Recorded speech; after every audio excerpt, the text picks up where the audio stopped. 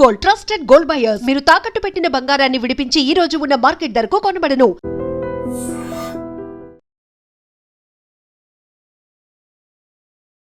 Welcome to I dream. నేను మీ భవ్య. ఇప్పుడు మనతో పాటు ఉన్నారు ఆయుర్వేదిక్ డాక్టర్ బాలకిషన్ గారు. నమస్తే సార్, ఎలా ఉన్నారు సార్? సార్, ఇక్కడ మనకందరికీ మళ్ళీ ఒకసారి ఒక మహమ్మారి పుంజుకొస్తుంది అని చెప్పేసి చాలామంది భయాందోళనకి గురవుతున్నారు. అయితే వీళ్ళందరికీ కూడా సాధారణంగా ఎటువంటి జాగ్రత్తలు తీసుకోవాలి? ఈసారి మరి ఆల్రెడీ వ్యాక్సినేషన్స్ 2-3 సార్లు తీసుకున్న వాళ్ళు ఉన్నారు. మరి అయినప్పటికీ కూడా మహమ్మారి వస్తుందా, కరోనా ఏమన్నా వచ్చే ఛాన్స్ ఉందా అని భయపడుతున్నారు. కాబట్టి ఎటువంటి జాగ్రత్తలు తీసుకోవాలి? దాంతోపాటు వాళ్ళకి ఆయుర్వేదంలో ఎటువంటి మెడిసిన్స్ యూజ్ చేస్తే మంచిది అంటారు? మీరు అన్ని కరెక్టే. కరోనా వైరస్ ఆ మధ్యకాలంలో వచ్చేసి ప్రపంచాన్ని మొత్తం అతలాకుతలం చేసేసింది. సరే, అప్పుడు చాలా జాగ్రత్తలు తీసుకున్నారు, ప్రాణ భయం తలెత్తింది. సో ఆ భయం అలాగే ఉండాలి. అసలు వాస్తవానికి భయం లేదు, మళ్ళీ ఎప్పట్లాగా అయిపోయారు జనాలంతా కూడా. ఏంటి, పర్సనల్ హైజీనిక్ అంతా కూడా జాగ్రత్తగా ఉండాలి. డిస్టెన్స్ మెయింటైన్ చేయడం, గుంపులుగా కలిసి తిరక్కపోవడం, ఇవన్నీ చేస్తుండాలి. తర్వాత ఏమాత్రం కాస్త నలతగా ఉన్నా, జలుబు చేసిన, జ్వరం వచ్చినా, ఏమాత్రం ఉన్నా కూడా ఏమరపాటుగా ఉండకుండా త్వరగా హాస్పిటల్కి వెళ్ళి చూపించుకోవడం మంచిది. ఎంతసేపు మెడికల్ షాప్కి వెళ్ళేసి ఏ జ్వరం గోలు, ఫ్యాస్టమాల్ గోళీలు, కోల్డ్ జలుబుకి సంబంధించిన ట్యాబ్లెట్స్ వేసుకుంటారు. సహజంగా జరుగుతున్న విషయం. అలా వేసుకోకూడదు ఎప్పుడు కూడా. అలా వేసుకోవడం వల్ల గుండె జబ్బులు వస్తాయి, లంగ్స్ ఇన్ఫెక్షన్స్ వస్తాయి, తగ్గకపోగా ఇతర రకంగా వికటించే అవకాశాలు ఎక్కువగా ఉన్నాయి. కనుక సొంత వైద్యం ఎప్పుడు చేసుకోకూడదు. అది ప్రధానమైన జాగ్రత్త.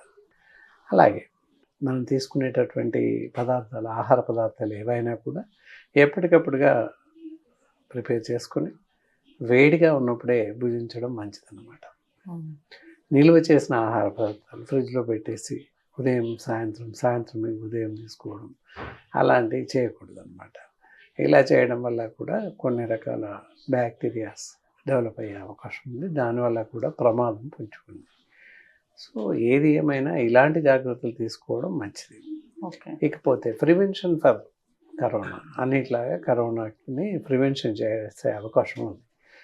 జనరల్లీ వరల్డ్ వైడ్ ఎక్కడా కూడా సహజ సిద్ధంగా ప్రివెన్షన్స్ లేవు. వ్యాక్సిన్స్ 1, 2, 3 బూస్టర్ డోసెస్ తీసుకున్న వారికి కూడా మళ్ళీ కరోనా ఎఫెక్ట్ అవుతుంది, చనిపోతున్నారు. ఆల్రెడీ ఎఫెక్ట్ అవుతుంది, చనిపోతున్నారు.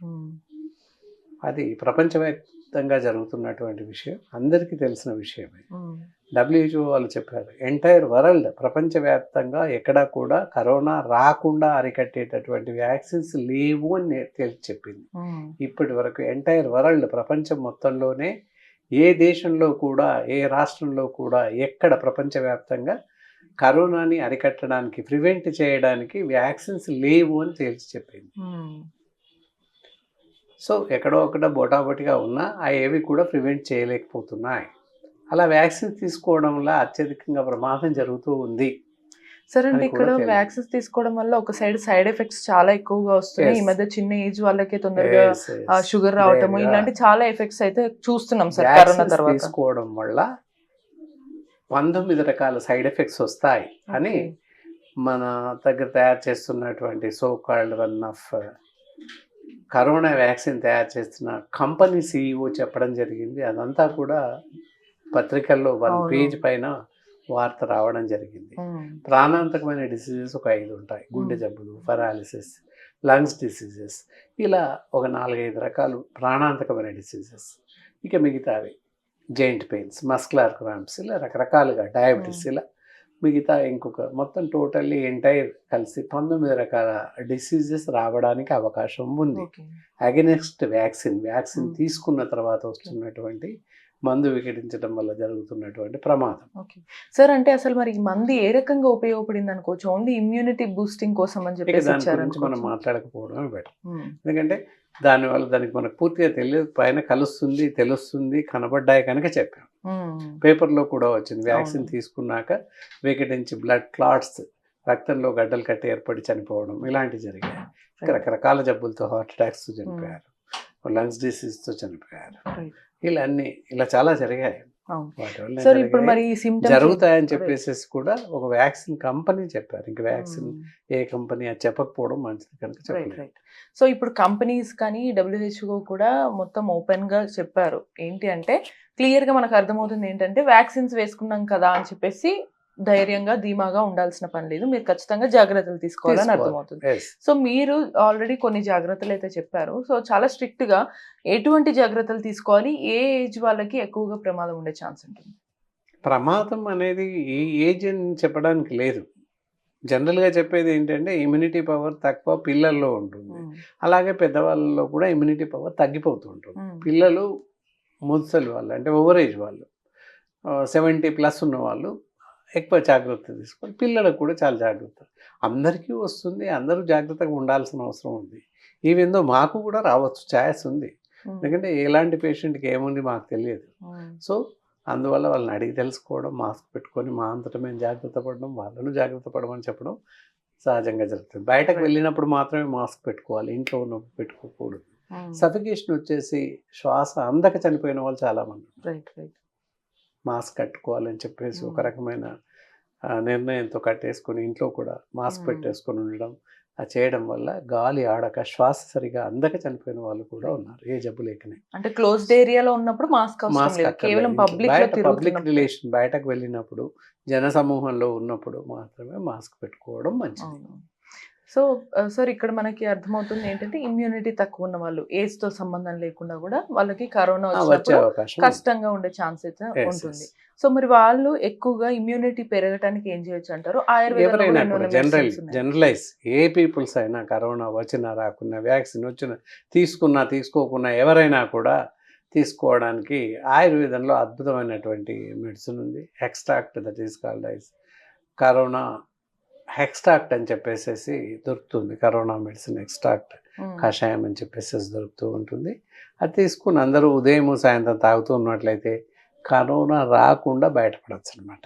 అంటే ఆహారానికి ముందు ఉదయం పరిగెడుపున ఉదయం ఒక ఔన్స్ ఒక అరకప్పు, సాయంత్రం అరకప్పు, అలా రోజు ఎవ్రీడే తీసుకుంటున్నట్లయితే వేడి నీటిలో మరిగించేసి ఒక గ్లాస్ నీళ్లు వేసేసి పావు కప్ అయ్యే వరకు మరిగించేసి ఆ విధంగా రోజు ఎవ్రీడే తీసుకుంటూ ఉన్నట్లయితే డైలీ 2 times కరోనా వైరస్ రాకుండా జాగ్రత్త పడే అవకాశం ఉంది. దానిలో రకరకాల మూలికలు, ఒక 10 రకాల మూలికలు కలుపుతూ ఉంటాం. ఎస్టిమదు కలుపుతాం, తులసి కలుపుతాం, సో పిప్పలు, శొంఠి, త్రికటు, లసున, ఇలా ఒక 10-12 రకాల మెడిసిన్స్ కలుపుతాం వాటికి. సో అలా తయారైనటువంటి ఎక్స్ట్రాక్ట్ కాబట్టి కొంతవరకు రోగ నిరోధక శక్తిని కలిగి ఉంటాము.